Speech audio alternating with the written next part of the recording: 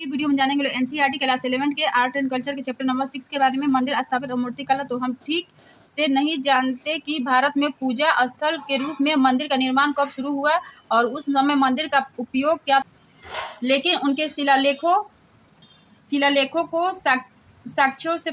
के साक्ष्यों से पता चलता है कि राजाओं द्वारा बड़े बड़े धर्मदान दिए गए और ऐसे मंदिरों में कालांतर में आवश्यकता अनुसार अनेक मंडप जैसे कि अर्ध मंडप, महामंडप, नाट या रंग मंडप जोड़ दिए गए। और 10वीं शताब्दी तक आते आते भू प्रशासन में मंदिर की भूमिका काफ़ी अहम हो गई और प्राचीन मंदिर में देखेंगे लोग तो स्तूपों के साथ साथ हिंदू सनातन धर्म के मंदिर और देवी देवताओं की प्रतिमाएं बनने लगी। और दूसरा पॉइंट है, हर मंदिर में एक प्रधान या अधिष्ठाता देवता की प्रतिमा होती थी। मंदिरों में पूजा ग्रह 3 प्रकार के होते थे। पहला है संधर किस्म, इसका मतलब होता है प्रदक्षिणा पथ होता था, और दूसरा निरंधर किस्म के, इसका मतलब है प्रदक्षिणा पथ नहीं, और सर्वतोभद्र जिसका मतलब होता है जिसमें सब तरफ से प्रवेश हो। और कुछ महत्वपूर्ण मंदिर उत्तर प्रदेश में देवगढ़ तथा मध्य प्रदेश में एरन, नचना, कुठार और विदिशा के पास उदयगिरी में पाए जाते हैं। ये मंदिर साधारण श्रेणी के हैं जिनमें बरामदा, बड़ा कक्ष या मंडप और पीछे पूजा ग्रह है। हिंदू मंदिर का मूल रूप में देखेंगे तो पहला पॉइंट है गर्भगृह, जो प्रारंभिक मंदिरों में एक छोटा सा प्रकोष्ठ होता था। आगे आकार में वृद्धि के साथ साथ यही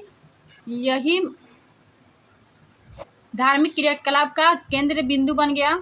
दूसरा पॉइंट है मंडप अर्थात मंदिर का प्रवेश कक्ष जिसमें भक्तगण इकट्ठा होते थे। और तीसरा पॉइंट है पूर्वोत्तर काल में इन पर शिखर बनाए जाने लगे। उत्तर भारत में इन्हें शिखर और दक्षिण भारत में इन्हें विमान कहा जाने लगा। और चौथा पॉइंट है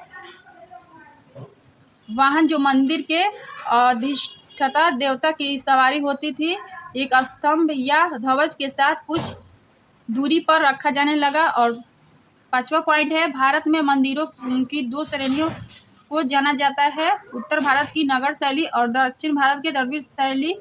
और छठा पॉइंट है कुछ विद्वानों के अनुसार वेशक शैली एक स्वतंत्र शैली है जिसमें नगर और दक्षिण शैलियों की कुछ चुनी हुई विशेषताएं हैं। इन परंपरागत प्रमुख श्रेणियों के अंतर्गत और भी कई उप शैलियाँ आती है। मूर्तिकला, मूर्ति विधा और अलंकरण। तो देवी देवताओं की मूर्तियों का अध्ययन काल इतिहास की एक अलग शाखा के अंतर्गत आता है जिसे मूर्ति विधा कहा जाता है। इसमें कतिपय और पार्थिकों तथा वारण कथाओं के आधार पर मूर्ति की पहचान की जाती है और प्रत्येक क्षेत्र और काल में प्रतिमाओं की शैली एक समान नहीं रही। और मंदिर में मूर्ति स्थापना की योजना बड़ी सूझबूझ के साथ बनाई जाती रही। उदाहरण के लिए नगर शैली के मंदिरों में गंगा और यमुना जैसी नदी देवियों को गर्भगृह के प्रवेश द्वार के पास, जबकि द्रविड़ मंदिरों में दुर्नलों को आमतौर पर मंदिर के मुख्य द्वार यानी गोपुरम पर रखा जाता है। नागर या उत्तर भारतीय मंदिर शैली, तो इसमें कुछ पॉइंट है देखेंगे लोग। तो उत्तर भारत में मंदिर स्थापत्य की लोकप्रिय शैली को नागर शैली कहा जाता है। दूसरा पॉइंट है इसमें संपूर्ण मंदिर एक विशाल चबूतरे पर बनाकर उस तक पहुंचने के लिए सीढ़ियों की व्यवस्था दी होती है। और इन मंदिरों में द्रविड़ शैली के विपरीत कोई चरदीवारी या दरवाजे नहीं होते। और नेक्स्ट पॉइंट है मंदिर के घुमावदार गुंबद को शिखर कहा जाता है। पहले एक ही शिखर होता था, लेकिन आगे चलकर इन मंदिरों में कई शिखर होने लगे। गर्भगृह इन शिखरों के एकदम नीचे होता था। एक साधारण शिखर को जिसका आधार वर्गाकार होता है और दीवारें भीतर की ओर मुड़कर चोटी पर एक बिंदु पर मिलती है, उसे रेखा प्रसाद कहा जाता है। कालांतर में रेखा प्रसाद जटिल हो गए और अकेले गुंबद की जगह मंदिरों पर कई छोटे छोटे शिखर बनने लगे। और नागर में एक दूसरा प्रमुख वास्तु रूप फमसाना किस्म के भवन, जो रेखा प्रसाद की तुलना में अधिक चौड़े और ऊंचाई में कुछ छोटे होते हैं। और फमसाना की छठे भीतर की ओर मुड़ी नहीं होती, बल्कि ये सीधे ऊपर की ओर ढलावा होती है और वल्लभी नागर शैली की उपश्रेणी कहलाती है। और इन वर्गाकार मंदिरों में मेहराब द्वार छठों से शिखर का निर्माण होता है। ऐसे भवनों को आमतौर पर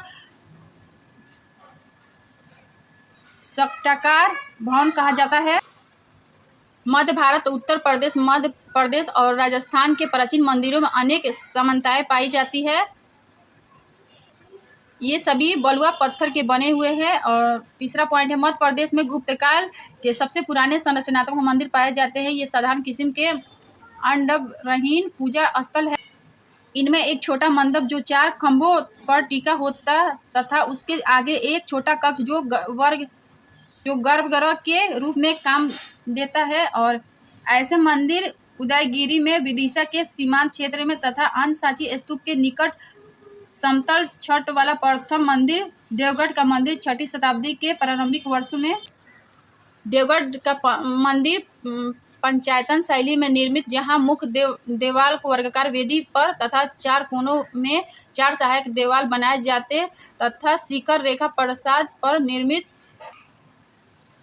पश्चिमाभिमुख मंदिर का प्रवेश द्वार बहुत भव्य है। इसके बाएं कोने पर गंगा तथा दाएं कोने पर यमुना है और इनमें विष्णु के अनेक रूप प्रस्तुत किए गए हैं तथा मंदिर की दीवारों पर विष्णु की 3 उभरी आकृतियां शेष शयन, नर नारायण और गजेंद्र मोक्ष है। और इस मंदिर में परिक्रमा दक्षिण से पश्चिम की ओर जाती थी, जबकि आजकल प्रदक्षिणा पथ दक्षिणावर्त पाया जाता है।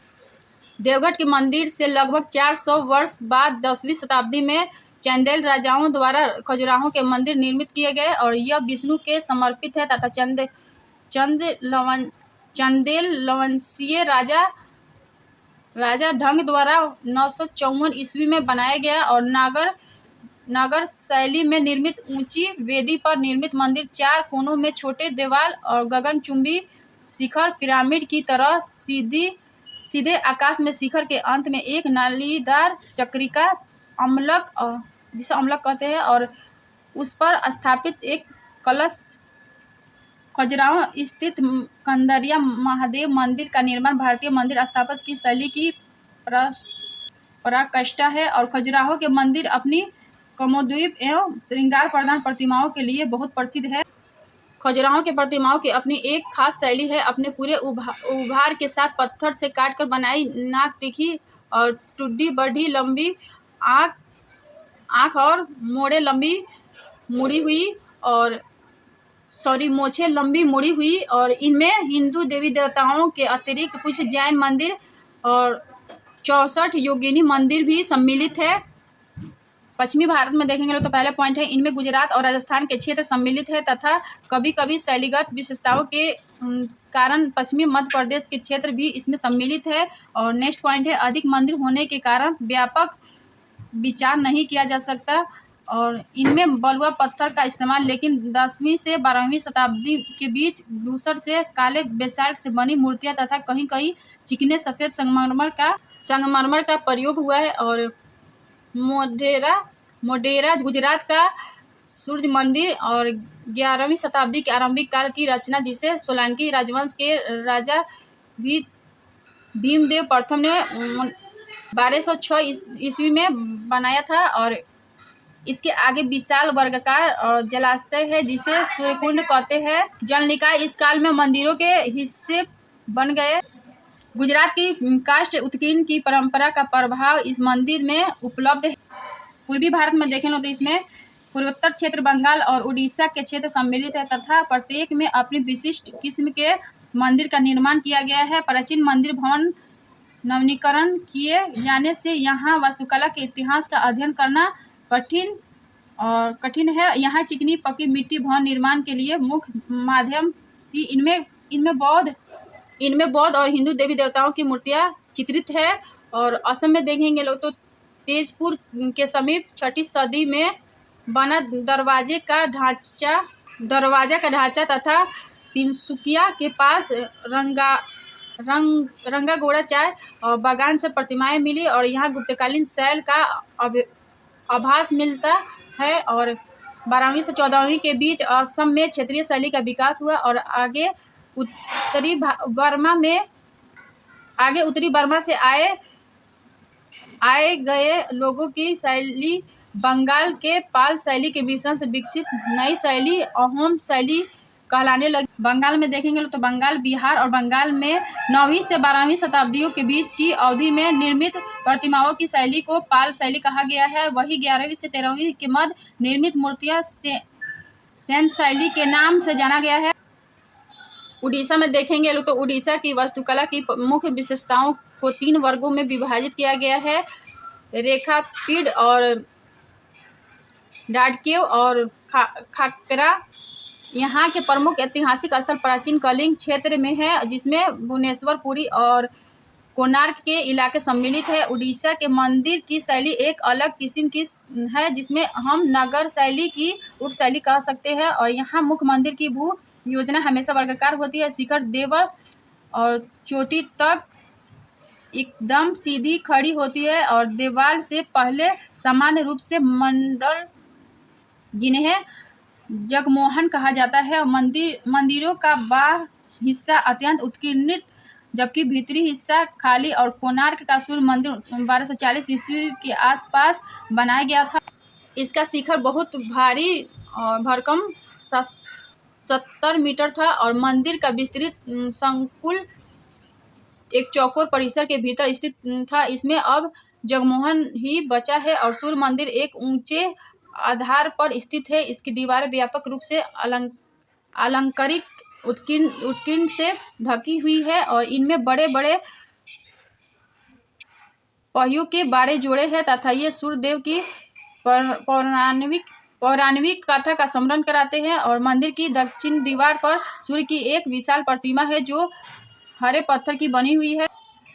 पहाड़ी क्षेत्र में देखेंगे लोग तो कुमाऊं और गढ़वाल, हिमाचल और कश्मीर की पहाड़ियों में वास्तुकला का अनोखा रूप विकसित हुआ है। और दूसरा है यक्ष क्षेत्र गांधार कला के प्रमुख स्थलों के समीप, इसीलिए 5वीं शताब्दी तक आते आते कश्मीर की कला पर गांधार शैली का प्रभाव तथा कालांतर में गुप्तकालीन परंपराएं भी जुड़ने लगी। और यहाँ मुख्य गर्भगृह और शिखर तो रेखा प्रसाद शैली में बने होते हैं, जबकि मंडप कोष्ठ वास्तुकला के एक पुराने रूप होता है। और कश्मीर का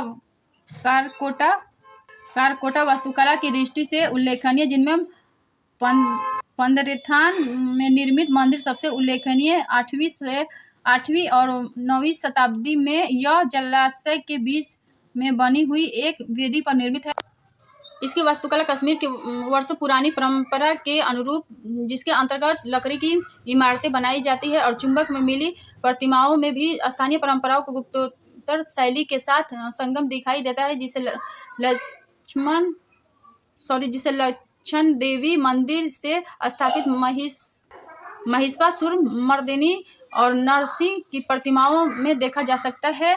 और कुमाऊं के मंदिर में 2 मंदिर विशेष रूप से उल्लेखनीय है। इनमें अल्मोड़ा के पास जागेश्वर में और पिथौरगढ़ के पास चंपावत में स्थित मंदिर सम्मिलित है, जो नागर वास्तुकला का उदाहरण है।